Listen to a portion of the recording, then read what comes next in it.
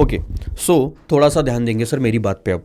2 बजे आपका पेपर शुरू होने वाला है। रीडिंग टाइम के अंदर में आपको डिस्क्रिप्टिव पेपर मिलेगा। डिस्क्रिप्टिव पेपर में 6 क्वेश्चंस रहेंगे। 6 में से 5 क्वेश्चन सॉल्व करने हैं। 5 में से सबसे पहला, मतलब 6 के 6 में से जो सबसे पहला क्वेश्चन रहेगा वो कंपलसरी है ठीक है, तो किसी एंगल से वो छोड़ना नहीं।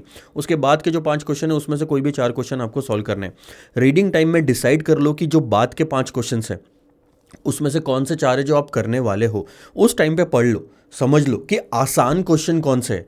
तो अब जब शुरुआत करोगे तो सबसे पहले आसान क्वेश्चन आपको करने हैं। ईजिएस्ट क्वेश्चन सबसे पहले करो, कहानी खत्म करो। अब थोड़ा सा ध्यान देना, एक पॉइंट हमें ध्यान देना है कि 100 मार्क्स का पेपर पूरा का पूरा सॉल्व करना ही है। कोई क्वेश्चन अगर नहीं आता होगा तो आखिरी में रखो, आखिरी में सॉल्व करो। गलत भी होगा तो भी चलेगा। जब आप ब्लैंक छोड़ के आ जाओगे कोई, या 80 मार्क्स का ही सॉल्व करोगे तो इस 80 से ऊपर कभी नहीं मिल सकते। पर होता है बहुत बार ऐसा कि हमें लगता है हम गलत हैं उस क्वेश्चन को लेके, पर हम सही होते हैं। तो 100 मार्क्स का सॉल्व करोगे तभी पॉसिबिलिटी बनती है आपके मार्क्स बढ़ने की।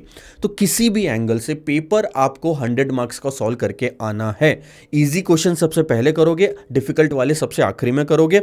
जिसमें भी डाउट होगा वो आप आखिरी के लिए छोड़ दो, पर सॉल्व करके जरूर आओ। गलत भी करोगे चलेगा, पर सॉल्व करके जरूर आओ। इजी क्वेश्चन हम सबसे पहले करेंगे। हर क्वेश्चन के एंड में देखना प्रेजेंट वैल्यू फैक्टर से related details, number of days से रिलेटेड डिटेल्स या राउंडिंग ऑफ से रिलेटेड डिटेल्स है क्या, उनको स्ट्रिक्टली फॉलो करो। बिकॉज इंस्टीट्यूट चाहता है कि आप सब लोगों के आंसर सेम आए। आप इसके अगेंस्ट जाओगे, आंसर वेरी करेंगे तो मार्क्स कटने के चांसेस है। जो भी आपकी वर्किंग होती है और फाइनल आंसर होता है उसके अराउंड एक बॉक्स डालो, हाईलाइट कर दो। उस तरीके से बॉक्स डाल के हाईलाइट हो जाएगा वो आंसर। उससे फटाफट पेपर चेक करने में आसानी होती है, मार्क्स बढ़ने के चांसेस इस तरीके से रहते हैं। थोड़ा सा ध्यान देना सर, 4 मार्क्स का कोई क्वेश्चन आ रहा है 7 मिनट से ऊपर नहीं है, 6 मार्क्स का 10 मिनट से, 8 मार्क्स का 14 मिनट से। तो ये जो 7, 10 और 14 मिनट से उसमें 1 आध 2 मिनट और एक्स्ट्रा लग रहा है तो ठीक है। लेकिन अगर आप अटक गए हो कहीं पे तो स्पेस छोड़ दो अच्छी खासी, आपको जितना लगता है कि ज़रूरत पड़ेगी 1 या 2 पेज, और उसका आगे बढ़ जाओ। उसमें अटके मत रहो। अगर आप अटके रह गए तो आपके बाकी के क्वेश्चंस रह जाएंगे। जहां पे भी डिफिकल्टी आ रही है उन सबको आखिरी के लिए रखो, ठीक है। उसके बाद में आप पहले तो रीडिंग टाइम में डिसाइड कर लोगे कि कौन से क्वेश्चन सॉल्व करने हैं।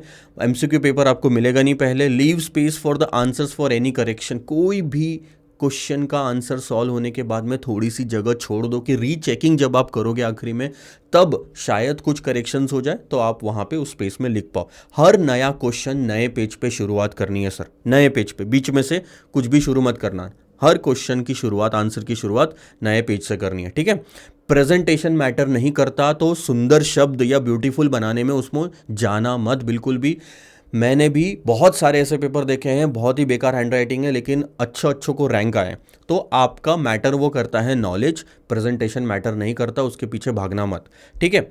और बफर टाइम ज़रूर रखो सर कैलकुलेशंस को चेक करने के लिए। तकरीबन आखिरी के 15 से 20 मिनट आपको पूरा पेपर चेक करने के लिए रखना ही है किसी भी हालात में। ये थोड़ा ध्यान देना, ठीक है। कोई भी क्वेश्चन के आंसर से रिलेटेड अगर आप सॉल्व श्योर नहीं हो कि आंसर सही है या गलत है, आखिरी में सॉल्व करो, पर करना ज़रूर। Of all the above please make sure कि आप थोड़ा कॉन्फिडेंट रहे पूरी तरह से। और नर्वस जहाँ पे भी होते हुए दिखता है, एंग्जाइटी होती है, पैनिक हो जाते हो, तो डीप ब्रेथ लो और काम डाउन होने दो। क्योंकि जब आपका माइंड काम रहेगा तब आपको चीज़ें याद आएगी, पहला। दूसरा पार्ट, कहीं पे भी लग रहा होगा कि आपको कुछ याद नहीं आ रहा है इतने दिनों से पढ़ा हुआ, तो सबके साथ ये होता है। आप कोई मशीन नहीं हो, रोबोट नहीं हो कि आपको रट्टा मारा हुआ रहेगा। तो जब क्वेश्चन दिखता है ना तब अपने आप समझ में आ जाता है कि इसका फॉर्मूला क्या है। तो आपको खुद पे थोड़ा भरोसा रखना पड़ेगा कि जब क्वेश्चन आएगा वो देख के मुझे समझ आ जाएगा, इतनी प्रैक्टिस मैंने अच्छे से कर ली है। ज़्यादा इधर उधर बातें करनी नहीं है और पेपर होने के बाद में सीधा घर पे आना है। हो सके तो एक आध जन कोई मेरे को टेलीग्राम पे पेपर की फ़ोटोज़ भेज देना पेपर होने के बाद में, 5-10 मिनट डिस्कशन करके you can move ahead for the audit paper, ठीक है sir. So this is it, this is what I wanted to tell you. यहीं पे हमारी जर्नी ख़त्म होती है। आप अपनी लाइफ में आगे बढ़ेंगे इसके बाद, और मैं आपके जूनियर्स को पढ़ाने में आगे बढ़ूँगा। सी यू।